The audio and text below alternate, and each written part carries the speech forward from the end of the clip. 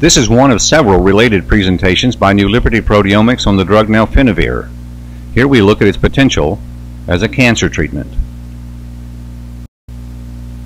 Nelfinavir, trade name Viracept, has been an effective HIV protease inhibitor since 1999. In 2007, studies at the National Cancer Institute demonstrated that the drug inhibits cell growth for a variety of cancers. It's no surprise, then, that Nelfinavir is being clinically tested on many types of cancer on both sides of the Atlantic. If successful, this repositioning of the drug must depend on actions other than those that control HIV.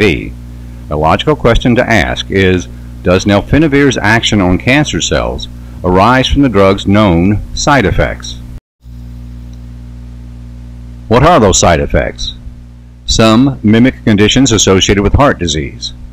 Others mimic conditions associated with diabetes, elevated blood sugar, and increased resistance to insulin. Research has pursued those pathways linked to insulin resistance. Nelfinavir does not inhibit insulin binding per se. Instead, the drug may increase insulin resistance through inhibition of one or more pathways or cascades associated with metabolism, maintenance, and cell death. These very cascades are overly active in cancer cells, contributing to their remarkable and deadly near immortality. Indeed, AKT inhibition by Nelfinavir has been observed in at least one line of cancer cells. However, the drug-target link is indirect and not firmly established for all cells tested. Before we leave this slide, let's don't forget one vital piece of information. Nelfinavir is already successful against one disease, HIV, due to its performance as a protease inhibitor. A group at the University of Pennsylvania did not overlook this key fact. In 2007, Gupta et al. Demonstrated that Nelfinavir inhibits the proteasome in intact cancer cells. In work here at New Liberty Proteomics in 2010, we saw that Nelfinavir inhibits proteases from multiple sources and classes. The implication of these findings is clear. Nelfinavir is a promiscuous, biologically tolerated protease inhibitor. The drug's actions in any cell demand a complete screening of all cellular proteases. This is a tall order for existing methods, but one custom-made for NLP approaches. Let's look at how NLP methods are applied to cellular content screening.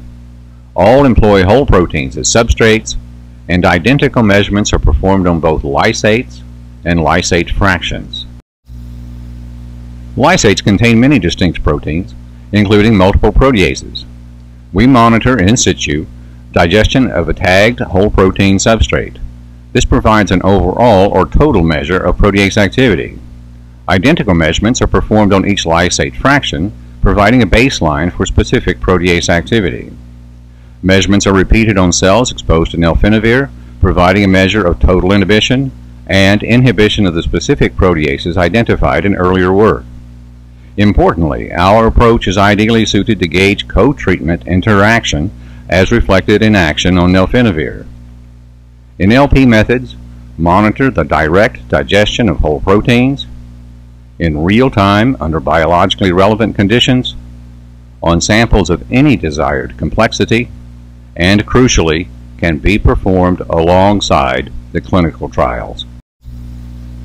Having performed this body of measurements, Nelfinavir's cancer target or targets can be identified, the potential for co-treatment interactions will be established, and a molecular metric for efficacy may present itself. All these leading to a determination of the molecular mechanism of pharmacological action. You may wish to view a companion video, Nelfinavir the Promiscuous Inhibitor. Until then, we're New Liberty Proteomics. Thanks for dropping by.